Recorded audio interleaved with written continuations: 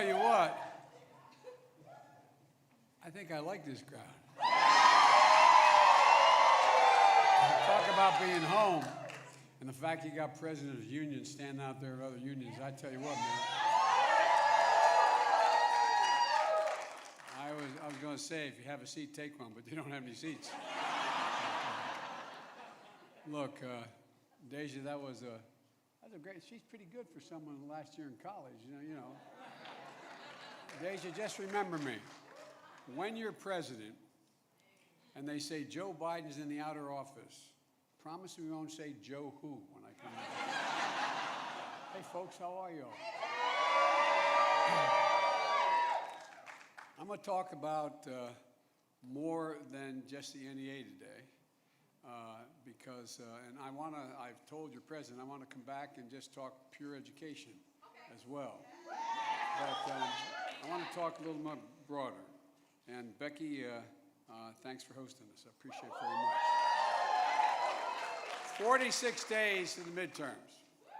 We need to be crystal clear about what's on the ballot, because there's a heck of a lot at stake that's on the ballot. Right now on the ballot, there's Social Security. It's on the ballot. You all have paid every paycheck you got, you paid it.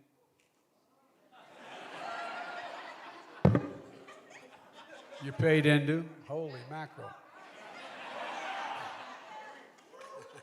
Anyway. But there's a lot, really, truly, there's a lot in the ballot. My dad used to have an expression.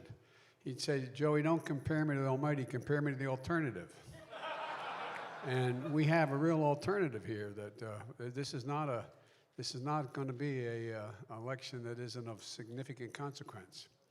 Gun safety for our kids and gun violence on the ballot. The idea that you start school this year and kids in many parts of the country are learning how to duck and cover rather than, no, I'm serious, think about it. Rather than talking about reading, writing, and arithmetic is a very different circumstance. It's not right. It's not who we are, not who we should be. And folks, look, the survival of our planet is on the ballot.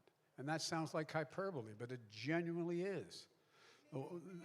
Well, I tell you what, the thing that we found out, and everybody found out, there's not a lot of total climate deniers anymore after they've seen what happened this year. But guess what? We got a lot to do. You gotta say hi to me. We go back a long way. She was 12, I was 30, but anyway,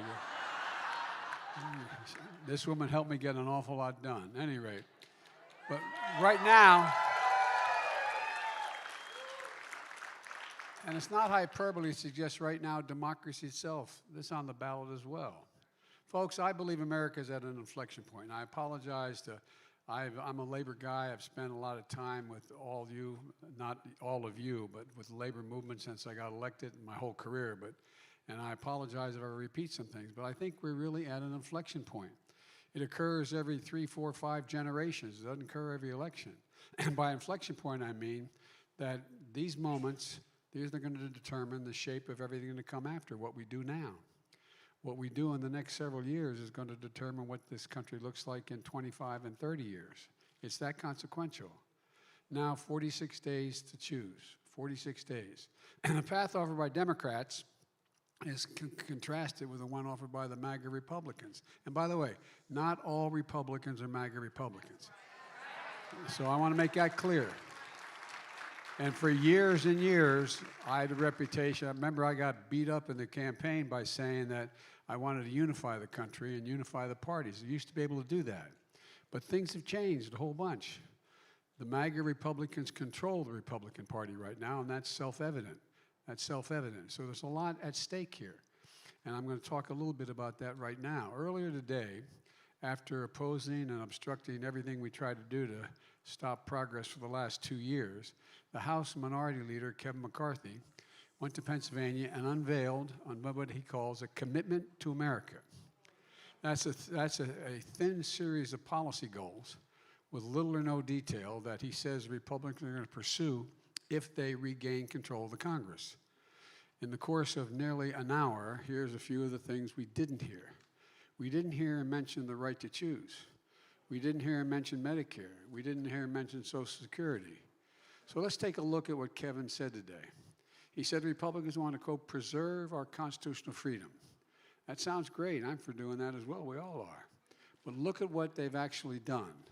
The MAGA Republicans just cheered and embraced the first Supreme Court decision in our entire history, the first one in our entire history, that just didn't fail to preserve a constitutional freedom. It actually took away a fundamental right that had been granted by the same court to so many Americans, the constitutional right to choose. And now nearly half the states in the United States of America have either passed a ban on abortion or will shortly. And in many states, abortion is already banned even in cases of rape and incest. A fundamental change. Already 166 House Republicans have signed on to a bill that would ban abortion nationwide. And the senior senator from South Carolina, Lindsey Graham, has proposed a national ban on abortion with criminal penalties put on doctors and put them in jail if they, in fact, violate the ban. So in 46 days, America's going to choose. If Republicans win control of the Congress, abortion will be banned. And by the way, it will be initially banned, but if they win Congress, I will veto it.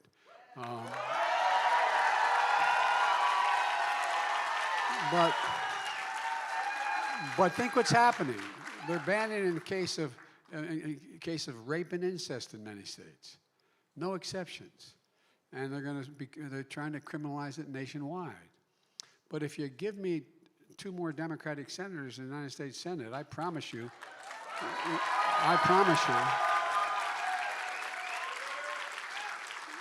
we're going to codify Roe.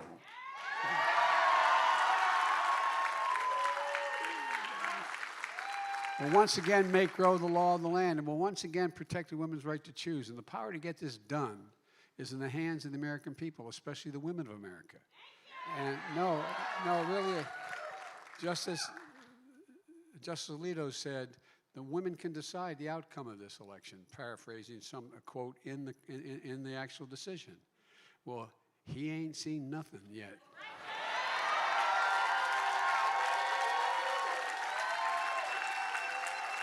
I don't believe the MAGA Republicans have a clue about the power of American women. Let me tell you something. They're about to find out. And folks, Kevin McCarthy also talked about, quote, longer, healthier lives for Americans. Again, sounds great. Who's not for that? Well, just look at what the Republicans are doing. Already, 158 House Republicans have signed on to a Republican budget that will cut Medicare and Social Security. Already. The man in charge of electing Republicans in the U.S. Senate, Senator Rick Scott of Florida, has proposed a plan to put Social Security in the chopping block every 5 years. De novo. No, I know this sounds like, but I really mean it. Look, go on the internet and check it out. They've laid out the platform. It means every 5 years, according to if they succeed in the Senate, the Congress will vote to either cut, reduce, or completely eliminate Social Security or bring it back exactly as it is. What do you think the prospects of it coming back exactly as it is? You've been paying into Social Security ever since you got your first paycheck.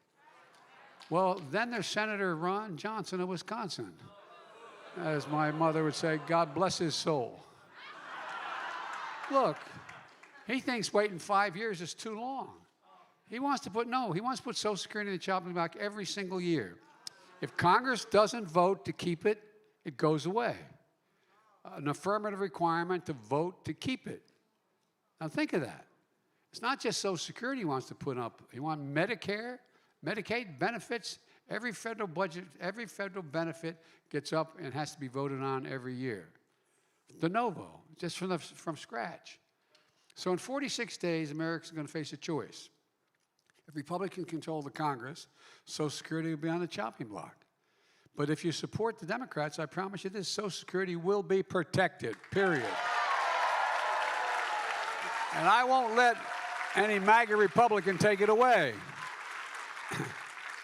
Leader McCarthy talked about wanting a nation that's safe. Well, let's look at what Republicans have done to make it safe. They voted against virtually everything we've done to reduce crime and keep communities safe. The American Rescue Plan, It was when we first got in office, we passed it. You know what it was dying to do? An awful lot of mayors and governors and county executives, they didn't have a tax base because I was left with an economy that was in distress. So we said, here you go. We're going to give you this money so you can make sure you can keep your schools open. You can make sure you keep police departments open. Make sure you keep your hospitals open. Make sure you keep the fire departments open. And guess what? Every single Republican in the Congress voted against that. Every single Republican voted against it. Now look, we're in a situation where now the MAGA Republicans are calling for defunding. They're defunding the FBI. Now let me tell you something. I don't think, and I know some of you weren't happy with me, I didn't think we should defund the police. I never believed that and said so at the time. But I sure in hell don't think we should be funding the FBI either. And then there's the day we'll never forget, on January 6th. What happened on the 6th? Law enforcement was attacked, assaulted, brutalized, and stomped on, and later several died. Some lost their lives because of that day. The MAGA Republicans didn't side with law enforcement. They sided with the insurrectionists, and they still do. Don't tell me you support law enforcement if you can't condemn what happened on January the 6th. Don't tell me that. You can't be pro-law enforcement and pro-insurrection. You can't claim to be a party of law and order and call the people who attacked the police on January 6th patriots. That's what they're called. And you can't claim to be for a safe America if you take orders from the NRA. Look, we just passed the most meaningful gun safety law in 30 years in this country, but most Republicans voted against it. Some, thank God, joined us and we passed it. And sided, but most sided with the NRA. After Buffalo, Uvalde, Newtown, El Paso, Parkland, Charleston, Las Vegas, Orlando, I went to every one of those places. I spent hours and hours and hours with those families. Not a joke. Not a joke. Hours with them. I know what it's like under different circumstances to lose children. But lose children like they lost their children? Enough. We've had enough. It's time to pass the assault weapons ban. Look, I support the Second Amendment. I have 2 shotguns. The only thing I really do is really target practice. I haven't done that in a long time. But here's the thing. There's no justification for weapon of war. None. The speed of that bullet is 5 times that comes out of the muzzle of most weapons. It can penetrate your vest. And by the way, as I pointed out when I got it passed the first time as a senator, in Delaware, we're a big gun-owning state. A lot of duck hunters, a lot of hunters. And I'd be going, and I literally went up and down the streams campaigning and going to the people who were who belonged to the NRA and others. And I'd say, how many deer out here are wearing Kevlar vests? You know, no, but I'm seriously, think about it. What in God's name do you need an assault weapon for? It's an assault weapon designed to kill people, to defend America, to defend people. But folks, look, it's way out of hand. I've taken on the RNA and I beat them before and I plan on doing it again.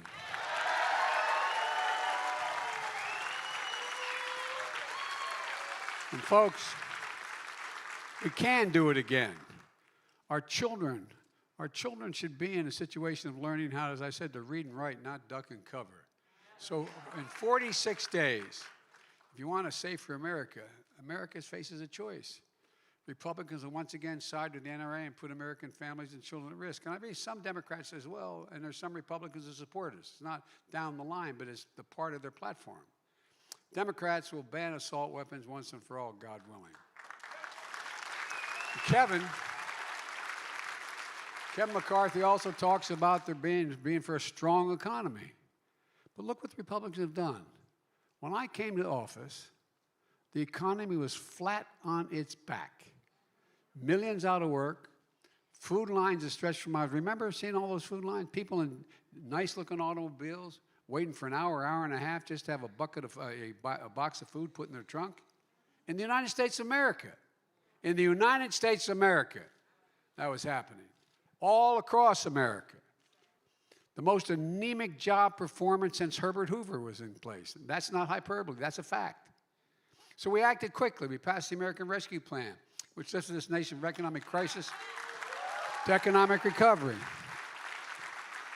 And every single Republican voted for it. Nearly 10 million more jobs have been created since I've been president, the highest number of jobs in that period of time of any president of the United States of America. We have a 3.7% unemployment rate, the lowest in more than 50 years. A record number of new small businesses created, and over 668,000 new manufacturing jobs in America. The American Rescue Plan helped keep teachers, police officers, firefighters, first responders on the job. It provided the money needed to get schools open, and it was a big reason we have been able to vaccinate over 220 million Americans. More to do. And the infrastructure law we passed, we did get some Republican help for that. Well, that infrastructure law is the most significant investment in America since President Eisenhower's interstate highway system. Now, some Republicans voted for it, and some were critical. But the truth is, there's a lot more Republicans out there taking credit for the new bridges and those buildings that are collapsing than actually voted for it. I love going by, and they're, and this is a great thing. I voted against it, but this is a great thing. But folks, in addition to inheriting a failed MAGA Republican economy, we also confronted a global pandemic and Putin's war in Ukraine. And that's driven the global inflation we see today. That's why it's so important that we pass the Inflation Reduction Act, which I proposed from the beginning but didn't get passed till this summer. This law will cut costs for families, help reduce inflation at the kitchen table, the way we always measured inflation. And my dad was a graceful, hard-working guy. He worked a lot his whole life. And my dad used to talk about whether inflation or the situation of a family that have breathing room is at the end of the month when you paid all your bills, did you have a little bit left? Just a little bit left. So there's more than one way to deal with the inflation of a family, to lower the price of the things they have to deal with. Because that's what folks at home think about. How much are their monthly bills? How much do they have to pay for the necessities? This law is going to give them just a little more breathing room, as my dad would say. We pay more for our prescription drugs than any nation in the world. Well, for years, so many of us, for a long time, and many of the unions in here, every one of the unions here, have been trying to fix this problem. For years, Big Pharma has blocked us and Medicare from negotiating drug prices, but not this year. We beat Big Pharma. We finally beat them, first time. Big Pharma lost. And folks, now Medicare will have the power to do what so many Democrats and many Republicans in the past talked about doing, lowering prescription drug prices. They pay billions of dollars, they can negotiate lower prices like other countries do. And the seniors, we passed a law saying beginning in January, no senior, no matter what the cost of their prescription drugs, cancer drugs or whatever drugs they have, and some of them can be $60,000, $70,000, $80,000 a year. No senior will have to pay, no matter what the cost of their drugs, more than $2,000 a year. Beginning in January. And if you're on Medicare and you have diabetes, the cost of your insulin, instead of being 30 to 40 to 50 times more than the cost to make the insulin, it costs $10 to make that insulin. 10. And package it. But now, you cannot charge any senior, and we should make it for everybody. They voted down the other piece, but every senior will not have to pay more than $35 a month for the cost of their insulin. We wanted to cut the cost of insulin for everyone, including the hundreds of thousands of children who have type 1 diabetes. But look, folks, imagine being the parent of a child who had type 1 diabetes. You had no insurance and you had no coverage. You have to look at that child and know that if he or she does not have access to that insulin, it will fundamentally affect their lives in ways that are going to be damaging for the rest of their lives. Imagine the feeling. My dad used to say, Joey, a job's about a lot more than a paycheck.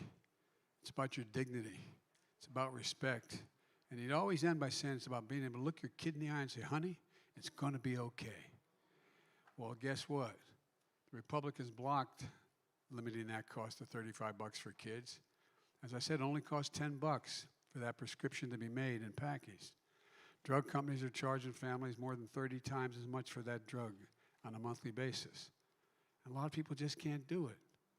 Imagine, I said, being that mom and dad, needing that insulin. It has to be there. I was down in Virginia at a function and met a mom who said they have to ration the insulin. It's wrong. It's not who we are. We're going to fix that as well, I promise you. Folks, bottom line, this law is going to lower energy costs as well. Gas prices, I know I got criticized for going in the stockpile. Well, guess what? Gas prices are down $1.30 a gallon. And in 41 states, plus the District of Columbia, the average gasoline price is less than $2.99. Look, the law makes the biggest investment ever. We invest in climate crisis. $369 billion to deal with the climate crisis. And it makes the tax code fairer. In 2020, 55 of the biggest corporations in the country paid $0 in federal income taxes. And they made $40 billion. It's not right. So we put a stop to it. And by enacting a corporate minimum tax at only 15%. Today, the days of big profitable corporations paying nothing in federal income tax is over. And guess what? Every single Republican voted against the Inflation Reduction Act. And when it actually comes to actually doing something about inflation, Republicans said no. And they said time and again that the first chance they get, they're going to repeal the Inflation Reduction Act. And here's what else Republicans are, in terms of their fiscal recklessness. Donald Trump and Republicans had no problem enacting in his 4 years a $2 trillion tax cut that overwhelmingly benefited the top 1%. And they didn't pay for a penny of it. And it massively increased the federal deficit. Meanwhile, we always say the Democrats are the big spenders. We brought down the deficit. $350 billion the first year and nearly $1.5 trillion this year. And the Inflation Reduction Act is going to reduce it another $300 billion because over the next 10 years, because Medicare can pay less for the drugs they have to buy for the seniors. So I don't want to hear it from Republicans. They're the ones who blew up the deficit. We're the ones bringing it down. And now, thanks to the historic deficit reduction act, we can afford to cancel $10,000 in student debt and $20,000 if you're on a Pell Grant. For tens of millions of Americans making under $125,000, it's a game changer. And Republicans are already looking for their hand-picked judges to deny relief to those hard-working Americans. They will not succeed, in my view, but that's what they're looking for. And finally, with a straight face, Kevin McCarthy says that MAGA Republicans are going to restore faith in our elections. As we say in my faith, bless me, Father, for I have sinned. Restore faith in our elections? MAGA Republicans refused to accept the results of the 2020 election and the will of the people. 81 million people voted Democrat for president last time. Even though they lost court case after court case after court case after court case after court case, even in front of Trump-appointed judges. And recount after recount proved the results were accurate. It's become a litmus test in their party to pledge loyalty to Donald Trump by buying into the big lie. Now, I'm serious. You all see it all on television. Look, the fact is that a lot of them, I've had 6 Republican senators who I've known for some time come to me, and I gave my word I'd never mention names, and I never will, separately, telling me that they agree with this, that, or the other thing that I was proposing, but if I voted for it, it would cost them their election because they'd lose a primary. Well, you see what's happening. You see the mega Republican program being adapted by all these folks in the primary, and then once they get out of the primary, they're trying like hell to figure out how to get out from under that. No, I'm serious. You can't let the integrity of our elections be undermined. Democracy can't survive. It cannot survive. Not a joke. Can't survive when one side believes there's only 2 outcomes to an election. Either they win or they were cheated. That's not democracy. And that's where the mass majority of MAGA Republicans are today. They don't understand what every patriotic American knows. You can't love your country only when you win. Only when you win. So folks, in just 46 days, democracy will be in the ballot. Americans will have to choose between the MAGA Republican platform, who have embraced extremism and the big lie, Democrats, independents, and mainstream Republicans who believe in the rule of law. Rejecting the will of the people and accepting the results of a fair and free election is what we're about, not what they're about. Let me close with this. As I said earlier, my dad used to say, don't compare me to the Almighty, compare me to the alternative. This November, you have to choose to be a nation of hope, unity, and optimism, or a nation of fear, division, and darkness. I believe America will move forward to the future, a future with possibilities, a future in which we can build, dream, and hope. I know we can because I know this nation like you do. I know the American people. I know their courage. I know their hearts. I know our history. That's why, and I mean this from the bottom of my heart, and those of you who know me, no one ever doubts I mean what I say. The problem is I sometimes say all that I mean. But all kidding aside, I've never been more optimistic. We're the only country in the world that's come out of every crisis stronger than we went into it. It's not just about building back to what it was before. We have a chance to build back in a way to make it better for everybody. Everybody.